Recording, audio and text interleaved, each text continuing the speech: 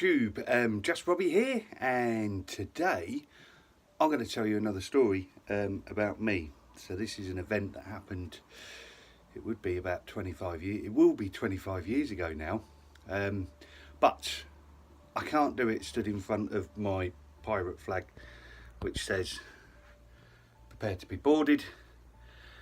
I need to get you out on scene, so let's fist bump this. So here we are on scene.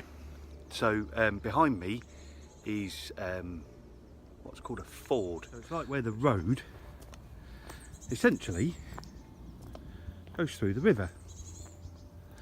Now, back 25 years ago, I was driving my mother's Honda Civic, and it had been raining quite heavily for a good week, maybe more, and me and my mate decided to in fact, no, bit of story. We'd been to Woking already. We'd had a McDonald's, right? I had 9 chicken nuggets in the glove box, which I'd not yet eaten, but we was on the way to pick my sister up, who her and her husband at the time and 2 of her housemates were going to a Christmas party in Woking, so we were the taxi for them. But on the way to my sister's house, who lives over here in Chobham, we decided to come via the ford and go through the ford. Why wouldn't you? We were 18 years old, we were in my mum's car, which I was insured to drive and everything, you know, that was the deal. She'd use it for work, I'd use it in the evening. The problem was, it had been raining for a good week or more, and in fact, I'm going to get in the car and just give you a bit of a visual on what happened. It's a dark wintry night. It is December, and we pull up here, so we can't really see a lot. Obviously, we've got the headlights, and if you can see in the distance there's a kind of a board measuring 1, 2, 3, 4, 5, etc. Now, you couldn't see the 3, but you could see the 4. And being 18 years old, we were a bit stupid. So I said to my mate Gary, I said, how deep's that then? He went, oh, I don't know, about knee high. I went, right then, we doing it? And he went, yeah, let's do it. So I reversed like this.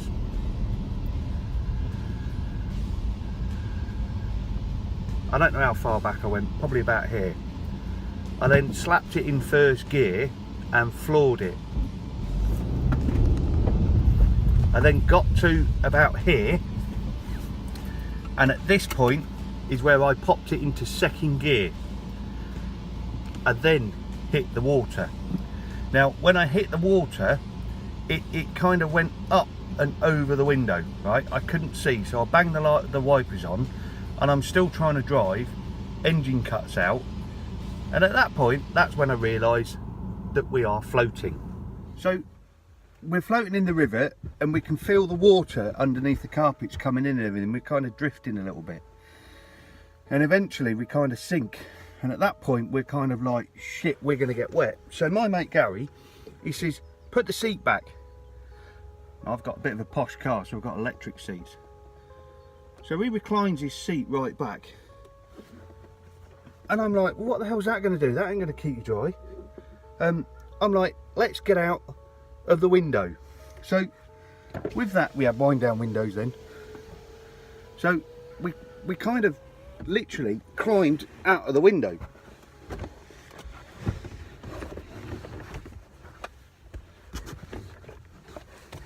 And we found ourselves on the roof of the car here in the ford. We are probably parked orientated like that, right? So the road's running that way, that's my bonnet, this is my boot, and we're parked like that. We're not parked, but we're stationary like that on the roof in the middle of nowhere.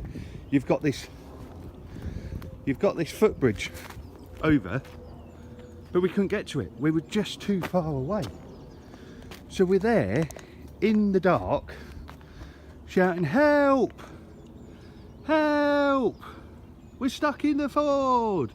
And eventually some bungalows over there, and I think it's that one there in the distance, sort of about there, that came to our rescue. After about half an hour, I might add, there was a big lorry that tried coming along and going through the ford. He kind of saw us, turned around and buggered off again. Now, this was in a time when we didn't have mobile phones, so we couldn't ring anybody. We were on top of the car in floodwater, a good 4 foot deep, stuck. Anyway, after about half an hour or so, this guy come round in a big Granada, and he pulled up on the other side, and he said, "You right there, lads?" And we're stood on top of the roof of the car in floodwater, and we're like, we need a bit of help. And he's like, "What you done?" And I'm like, "I think I flooded my engine." Anyway, my mate Gary, he couldn't swim. I could, but I wouldn't want to swim in them floodwaters. They were way too fast. So he then went off back to the bungalow and come back with some rope and scaffold board, and a big long scaffold board, and we put it across the top of the car over to the bridge. We both got off. I got the rope, and then I hooked the rope through, because I couldn't get down there. I had to hook the rope through kind of like the windows in like a triangle shape onto the towing ball of his car, where I then had to sit on the roof and do this weird kind of like leaning in, turning the wheel, whilst with this leg sort of pushing on the rope so it didn't kind of flip the car over, because we were parked at that weird angle. Anyway, we pulled it out, and the guy pulled us all the way back to his bungalow, where he kind of took the spark plugs out and everything, and we emptied the engine of water. Now, at this point, I'm thinking Mum's going to kill me because it's her car. But we managed to get the car started. I'm like, wow! So we started the car, and which was great. And I'm like, right, now we need to go pick up my sister. So we then jumped in the car, drove to my sister's house, and said, "Sorry, we're a bit late. Might need some bin bags." And they're like, "Why do we need bin bags?" And we're like, "Car's a bit wet."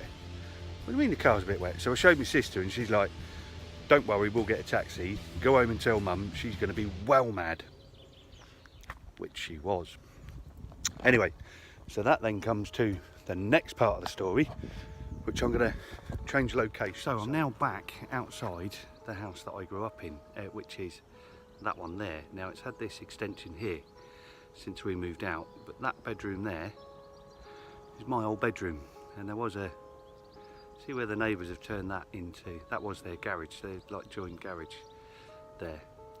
So I'm on the driveway, and I get my mum's wet vac out, and I start hoovering the car out, and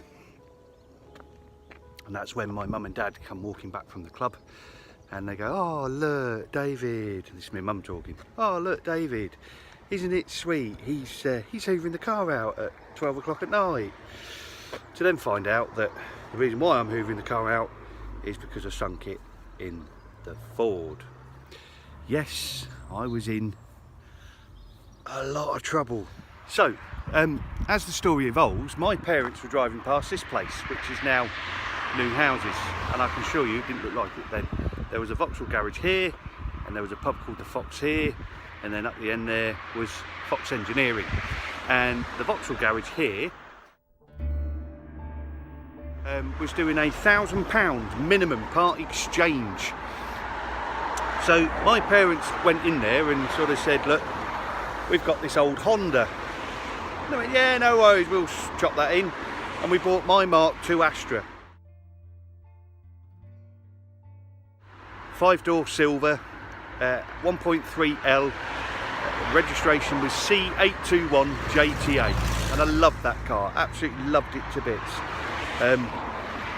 But parents bought it. I had to pay them back over a period of 2 years, and the rule was that during that period my mum could use the car for work, and I would then walk to work, which is only up the road anyway.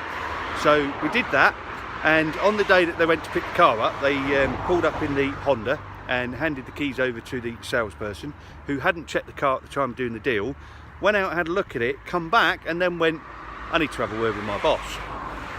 Now, it just turns out that his boss happens to be a work colleague of mine's father. So, yeah, I'm hoping that he's sorted me out some nice photos of when it was a Vauxhall garage. And on a side note, this here is a nursing home. Now, this used to be the Fox pub. Insert a picture here. And what I find ironic, I've got some really fond memories of that pub. Really, really fond memories. But what I find ironic is when it was a pub, I used to go in there and the landlord used to take all your money off you, and you'd be found sat in the corner in a chair, dribbling, talking gibberish. And I find it quite a fitting tribute that it's now a nursing home, because when you go in there, they take all your money off you, they sit you in a chair, and you sit there dribbling, talking gibberish.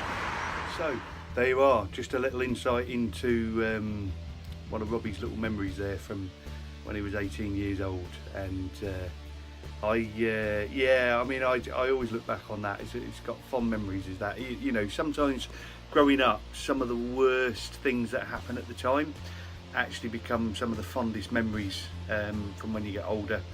I know my mum always found that as a fond memory, which is really sweet. My dad still does, and you know, I know every time I go past that road, Loveland's Lane, I sort of think to myself, yeah. Anyway, so if you are young and stupid out there, go out and do young and stupid things. Just make sure you don't get hurt and you don't hurt anyone else, because they will create some really good memories for when you get old and grey like me. In the meantime, I haven't really grown up and I still do stupid stuff. So keep tuned in, keep subscribed, hit the bell, hit the like, hit the share, the rest of it, and watch me do more stupid stuff. If you want to fund me, there is a PayPal me link in my description where you can actually donate some money to me, and I can then use that money to do some stupid stuff.